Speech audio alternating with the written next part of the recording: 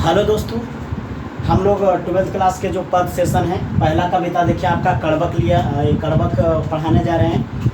ये कड़बक को आपको बढ़िया से समझना है कि मलिक मोहम्मद जायसी के द्वारा जो एक कड़बक लिखा गया है इसमें किस चीज़ का वर्णन है। तो आज हम लोग जान जाएंगे तो बिल्कुल आसान भाषा में, जिससे आप ऑब्जेक्टिव भी कर पाएंगे और सब्जेक्टिव भी आप आसानी से कर पाएंगे यदि ध्यान से आप सुनेंगे तो।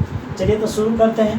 कड़बक सबसे पहले कहेगा कि दोहा और चौपाई से मिलकर के क्या बना है, तो कड़बक। तो दोहा क्या होता है वो जानते हैं, और चौपाई जो होता है वो गीतकार लोग गाते हैं। तो दोनों गा सकते हैं, दोहा को भी गा सकते हैं और चौपाई को भी गा सकते हैं। तो दोहा प्लस चौपाई से मिलकर के क्या बनता है, तो कड़बक। उसके बाद में इसको किसके द्वारा लिखा गया, तो मलिक मोहम्मद जायसी। कहेगा मलिक मोहम्मद जायसी का जन्म कब हुआ था, तो ये 1492 ईस्वी में हुआ था, ऐसा अनुमान लगाया जाता है कि इतना में हुआ था। मृत्यु कब हुआ था, 1548 ईस्वी में इसका मृत्यु हो गया था। निवास स्थान कहाँ था, तो उत्तर प्रदेश के कब्र अमेठी के जायस नामक स्थान में हुआ था, जायस नामक गांव में हुआ था। वहीं पर एक किसानी वगैरह काम करते थे, बचपने से अनाथ थे, फकीरी के जीवन बिताने का काम किया। कौन, मलिक मोहम्मद जायसी। फकीरी का जीवन बिताते हुए इनका जो गुरु है, और देख सकते हैं कि इनका पिता कौन थे, मलिक शेख ममरेज, और गुरु सूफी संत शेख मोहिद्दीन और सैयद अशरफ जहांगीर, इनका ये गुरु थे। और जिन्होंने मतलब कि इनसे सीखे हैं और सीखने के बाद जो है लेखनी प्रारंभ किए हैं। कहेगा चेचक के कारण बाईं आँख और कान से रूपहीन हो गए थे, यानी बाईं आँख इनका खराब हो था, एक आँख से बहरा भी थे, एक आँख से आनहर भी थे, यानी ऐसा भी था, रूपहीन हो ही गए लेकिन गुणवान थे। प्रेम के पीर के कवि कहे जाते हैं। कहेगा मलिक मोहम्मद जायसी किस प्रकार के कवि, तो प्रेम के पीर के कवि हैं। कहेगा एक आँख की तुलना कवि ने किससे किया है, तो दर्पण से किया है। और क्यों किया है, कवि ने एक आँख की तुलना दर्पण से क्यों किया है, तो कवि ने एक आँख की तुलना दर्पण से इसलिए किया है क्योंकि एक ही आँख था। जिस प्रकार से कोई दर्पण काला गोरा मोटा छोटा नाटा किसी को भी है और उसको दिखाने का काम करता है, ठीक उसी प्रकार सेम उसी प्रकार से कहते हैं कवि भी, और कि हमारा एक आँख है, और जो कि लिखने का काम करता है, मतलब कि देखने का काम करता है, हमारा उसी ढंग से, मतलब हम बिल्कुल शुद्ध हैं, पवित्र हैं, और एक ही आँख से, मतलब ये अपना गुण का वर्णन करते हैं कि एक आँख हुआ तो क्या हुआ, यानी हम गुणवान हैं, पूरा अपना कलम से पूरा दुनिया में नाम करेंगे। ये अपने आप को ऐसा नहीं कि हम सुंदर मानते हैं, इसीलिए बिल्कुल स्वच्छ और आईने के जैसा जो हम लिखते हैं, फ्रेश लिखते हैं, इसलिए अपने एक आँख की तुलना दर्पण से किया। जिस प्रकार से दर्पण जो होता है किसी का चेहरा को बिल्कुल फ्रेश से दिखा देता है, किसी का भी चेहरा काला गोरा मोटा छोटा नाटा जैसा भी। आप जानते हैं कि कहेगा कि कड़बक कहाँ से लिया गया है, तो कड़बक जो है पद्मावत से लिया गया है। कहेगा पद्मावत को किसने लिखा है, तो बहुत बड़ा मतलब कि बुक लिखा गया है, वो मलिक मोहम्मद जायसी के द्वारा पद्मावत से लिया गया है। कहेगा पद्मावत कौन भाषा में लिखा गया है, तो अवधी भाषा में लिखा गया है। इसके अलावा अखरावट भी लिखे मलिक मोहम्मद जायसी, आखिरी कलाम लिखे हैं, चित्ररेखा लिखे हैं, कहरानामा लिखे हैं, मसलानामा लिखे हैं। ये सब आपका मलिक मोहम्मद जायसी के द्वारा लिखा गया है। सुमेरी का पूछ लेगा कि पर्यायवाची शब्द क्या होता है, तो कंचनगिरी होता है। जोरी सुनावा का अर्थ क्या होता है, तो जोड़ जोड़ करके लिखना को हम कहते हैं जोरी सुनावा। कहता है कि जोरी सुनावा का अर्थ क्या होता है, जोड़ जोड़ करके लिखना। रक्त का लेई का मतलब क्या होता है, तो रक्त का लेई का मतलब होता है अपने रक्त के लेई लगा करके, यानी खूब मेहनत करके, अपना खून पसीना बहा करके, और इन्होंने क्या किया है, पद्मावत जैसे मतलब कि ग्रंथ को लिखने का काम किया है, किताब को लिखने का काम किया है। और एक कविता भी एकदम पूरा जो है वहीं से लेकर के लिखे हैं। थोड़ा सा अंश विशेष है जिसमें 2 भाग है। आप जानते हैं कि कविता के 2 भाग में कौची बताएं मलिक मोहम्मद जायसी। पहले भाग में तो ये बताए हैं कि इंसान जो होता है रूप से सुंदर नहीं होता है, वो गुण से सुंदर होता है। अपने सबसे पहले अपने एक आँख की तुलना दर्पण से किया है, और कहा है कि हमारा एक आँख जो है वो दर्पण के जैसा पवित्र है। जिस प्रकार से एक दर्पण किसी का चेहरा को साफ सुथरा से दिखा देता है, उसी प्रकार से हमारा एक आँख से पूरा दुनिया में, पूरा संसार में एक आँख ले करके हम लिखने के लिए बैठे हैं और पूरा दुनिया में नाम कर लेंगे। कहा जाता है कि जिस प्रकार से एक आम में मांजर नहीं आता है तब तक वो सुगंधित नहीं होता है, यानी सुगंधित नहीं प्रदान करता है, तो ऐसा भी उन्होंने कहा है कि एक चांद में भी एक दाग था। और कहा जाता है कि चांद में दाग रहने के बावजूद भी देखो चांद को लोग कितना पसंद करते हैं, जबकि सूरज में रोशनी होने के बावजूद भी लोग उससे छाता लगाते हैं, ऐसे करते हैं, मतलब ऐसा बतलाया गया है। जबकि चांद में दाग होने के बावजूद भी आपका क्या है, लोग चांद को पसंद करते हैं लोग। ऐसा भी कहा जाता है कि आप लोग देखे होंगे बचपना में, आप लोग कहते हैं कि चंदा मामा दूर के, बचपना में आप चंदा को मामा बनाते हैं, जब जब बड़ा हो जाते हैं तो उसके बाद में कहते हैं चांद से दुल्हन लाएंगे। अब आप सोच के देखिए, बचपना वाला लोग बोलते हैं, बहुत किस्म के बोलते हैं, बचपना में वो आपका मामू था और फिर आपका वो दुल्हन कैसे हो जाएगी। तो चांद जो है स्त्री रूप में है, स्त्री रूप में ही रहेगा। तो इसलिए आपको कहा जाता है कि चांद में भी एक क्या था, कलंक था, चांद में भी दाग था। जबकि ज्योग्राफी जब आप पढ़िएगा तो उसमें पता चलेगा कि चांद में दाग नहीं होता है, चांद में वहाँ पर गड्ढा है, जिसके कारण से होता है सूरज की रोशनी वहाँ तक नहीं पहुँच पाता है, जिसके कारण से क्या होता है वो आपको काला दिखाई देता है, मतलब काला काला जैसा दिखाई देता है। तो लगता है कि चांद में दाग है, धब्बा है। तो बहुत सारे कवियों के द्वारा लिखा गया, कहा गया है कि चांद में दाग है। तो कभी भी कहता है कि जिस प्रकार से एक सुमेरी पर्वत को आप सोच के देखिए कि एक त्रिशूल, शंकर भगवान के त्रिशूल मानने से क्या हो गया कि यानी उसका मतलब कि नाश हो गया, विनाश हो गया, मतलब कि इस प्रकार से। तो काहे नहीं होगा, एक मनुष्य को भी यदि मेहनत करेगा तो हर चीज़ अच्छा चीज़ कर सकता है, अपना जीवन में कामयाब हो सकता है। तो ऐसा करके कहता है कि जब इसमें पहला स्टेंजा में जितना भी बतलाया गया है, 2 भाग है। पहला खंड में जो भी बतलाया गया उसमें जो है कहते हैं कि रक्त की लेई लगा करके जो है इन्होंने इस कविता को सींचने का काम किया है, पद्मावत जैसे रचना को लिखने का काम किया है।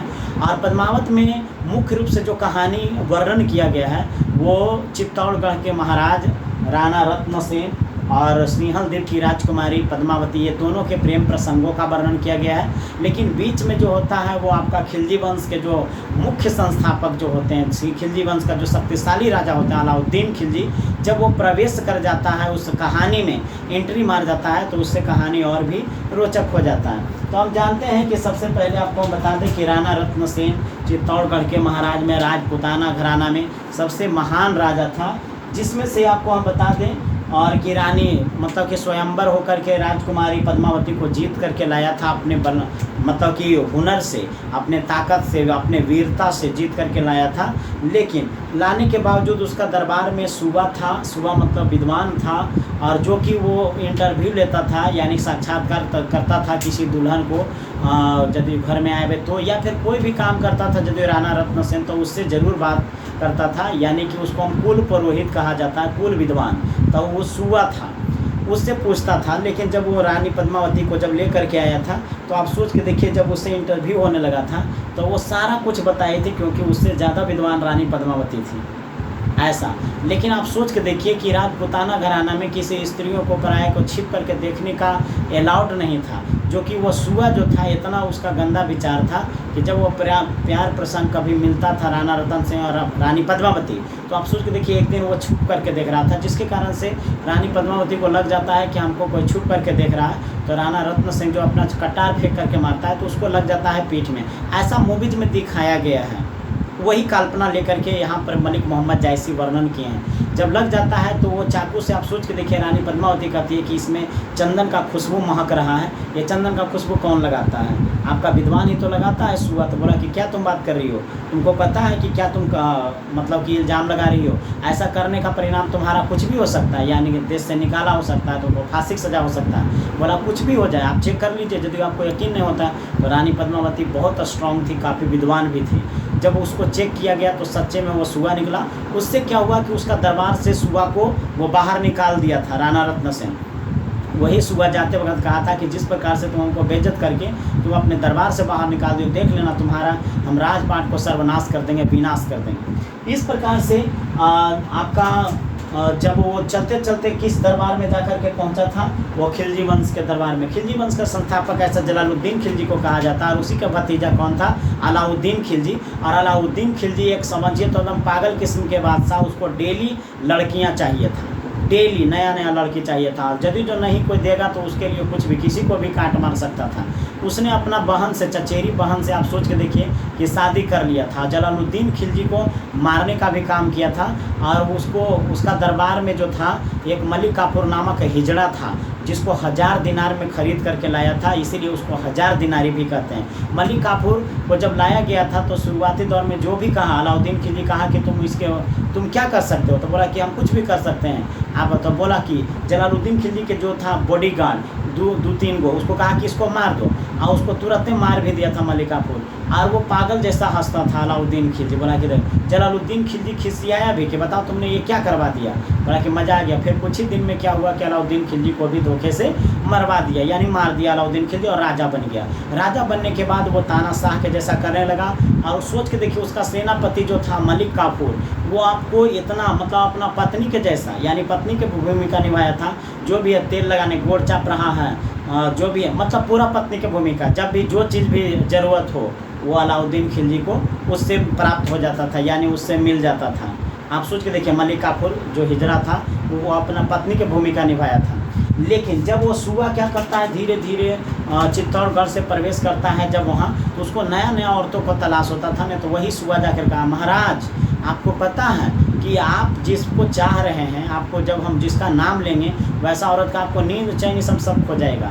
बोला कि जल्दी बताओ नहीं तो तुमको हम मार देंगे। तो वही सूबा जो रहता है, आप सोच के देखिए कि जब बताता है कि चित्तौड़गढ़ के महारानी पद्मावती के, जो आप देखिएगा ने तो आपका एकदम नींद चैन एकदम सब मतलब कि खराब हो जाएगा। यानी ऐसा कोटना था वो आदमी, विद्वान जो था वो विनाश करने पर तुल गया था। अलाउद्दीन खिलजी के पास बहुत सारा सेना था, उसने तुरंत जो है उसको देखना पहले चाहा, धीरे धीरे करके उससे दोस्ती किया, राणा रत्नसेन से दोस्ती करके मतलब आपको उससे मिलने के लिए गया। वहाँ पर राजपूताना घराना में महिलाओं को दिखाने का अलाउड नहीं था, फिर भी उसको कहा कि अपना पत्नी को नहीं दिखाओगे, तो वो वही शीशा पर दिखाया था, पर्दा पर ले करके। जब दिखाया तो बढ़िया से झलक नहीं देख पाया था। बोला तो ये तो चीटिंग किया है। बोला नहीं, यही सही है, हमारे जो नियम कानून है चित्तौड़गढ़ का उसी ढंग से हमने दिखाया, राणा रतन सिंह कहा। अलाउद्दीन खिलजी जब देखा तो उसको और बेचैनी जैसा आ गया। उसके बाद में अपने के यहाँ आ करके बोला कि हम जब आपके दरबार में आए हैं तो आप भी मेरा दरबार में आइए।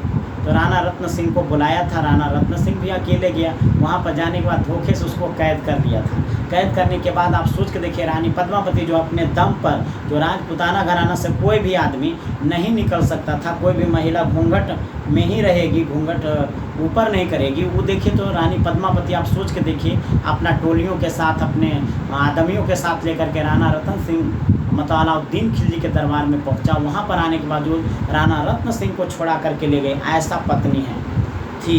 लेकिन आज के ज़माना में आप देख सकते हैं कि आज के पत्नी कैसन है। आप सोच के देखिए, मर्दों को मरवा सकती हैं, ऐसा भी है।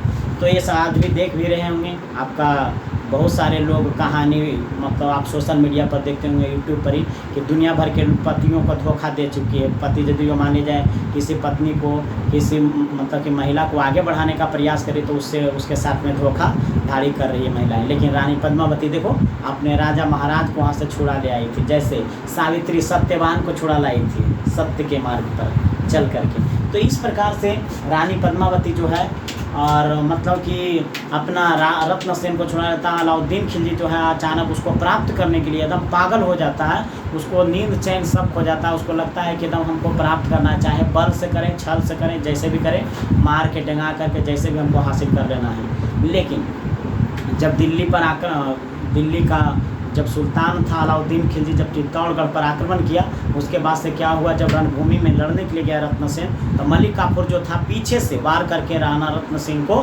मार देता है। यानी कि धोखे से मारने के बावजूद जब अलाउद्दीन खिलजी जो है, ऐसा भी कहा जाता है कि पहले राजघराना राजपूताना में चित्तौड़गढ़ में यदि जो राजा मर जाएगा तो जितने भी औरत होंगी, यानी उस राज दरबार का जब तक लड़ सकेगा तो ठीक है, नहीं तो जौहर करने का परंपरा था पहले। यानी जौहर कुंड में, यानी जौहर कुंड हुआ करता था, आग अग्नि में सब समर्पित हो जाएगी। इस प्रकार से अलाउद्दीन खिलजी जब दरबार में घुसने का प्रयास किया किला में, तब तक के रानी पद्मावती और उसके जितने भी रानी महारानी जितना भी थी, और वो सब के सब जितना भी महिलाएं थी सब जौहर हो चुकी थी, यानी जौहर कुंड में। और इस प्रकार से अलाउद्दीन खिलजी जो है उसे प्राप्त नहीं कर पाया। और इस प्रकार से जो कहानी बनाए हैं अलाउद्दीन खिलजी, जो लिखे हैं, रक्त के लेई लगा करके लिखे हैं, पूरा पसीना बहा करके जो लिखे हैं, वो काफ़ी काबिल तारीफ़ है। और वहीं से कविता लिया गया है। तो इस प्रकार से क्या हुआ कि प्रेम प्रसंगों का, प्यार मतलब भी कहा जाता है कि कितना मतलब कि पवित्र होता है। प्यार के बिना लोग जी नहीं पाते हैं, प्यार के बिना लोग रह नहीं पाते हैं। प्यार एक ऐसा भावना होता है, प्यार एक ऐसा एहसास होता है कि आप सोच के देखिए कि प्यार के चलते अलाउद्दीन खिलजी कैसे पागल हुआ। और प्यार के चलते ही आप सोच के देखिए एक औरत पद्मावती जो है अपने पति के मतलब वो चाहती तो अलाउद्दीन खिलजी से शादी कर सकती थी, लेकिन उसने ऐसा नहीं होने दिया। अपने मतलब कि चरित्र पर दाग लगने नहीं दिया। उसने देवी का रूप सत्य को ही अपनाया, अपने पति को मतलब पवित्र रखा, अपने आप को पवित्र रखा, जिसके कारण से आज भी उसका पूजा होता है। इस प्रकार से ये कविता में दूसरा स्टेंजा में मलिक मोहम्मद जायसी वर्णन करते हैं, कहते हैं कि आज सोच के देखिए कि कहानी कैसा रचित होता है। आज के ज़माना राणा रतन सिंह भी नहीं है, अलाउद्दीन खिलजी नहीं है, रानी पद्मावती नहीं है, वो विद्वान सुबा भी नहीं है, इसके बावजूद भी आज उसका गुणगान पूरा दुनिया में गाया जाता है। उसी प्रकार से हम भी यदि कल होकर के यदि मर जाएंगे तो मेरा भी गुणगान लोग गाएगा। जिस प्रकार से फूल तो मुरझा जाते हैं, पंखुड़ी टूट करके बिखर जाते हैं, लेकिन उसका सुगंध रह जाता है, उसका सुगंध नहीं मरता है। फूल मरे पर मरे न बासु, ऐसा कह करके उन्होंने संबोधित भी किया है कविता में।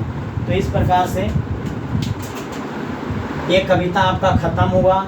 इससे संबंधित आपका ऑब्जेक्टिव सब्जेक्टिव ये सारा कुछ जो है आपसे बन जाएगा, अन्य तो नहीं बनेगा। तो ऑब्जेक्टिव ये देखिए आपका है, और फिर आपको हम सब्जेक्टिव लेकर के मिलते हैं आपको नेक्स्ट वीडियो में अगले टॉपिक के साथ। यदि आपको पसंद आया होगा तो आप लाइक और शेयर करना नहीं भूलेंगे, और यदि पहली बार लक्ष्य एजुकेशन चैनल पर आए हैं तो आप सब्सक्राइब कर लीजिएगा, आपको लगातार वीडियो आपको मिलेगा।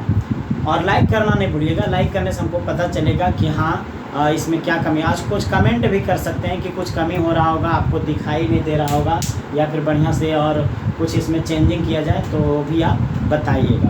तो थैंक यू, धन्यवाद। मिलते हैं आपको नेक्स्ट वीडियो में, जब तक के बाय बाय, टाटा, जय हिंद।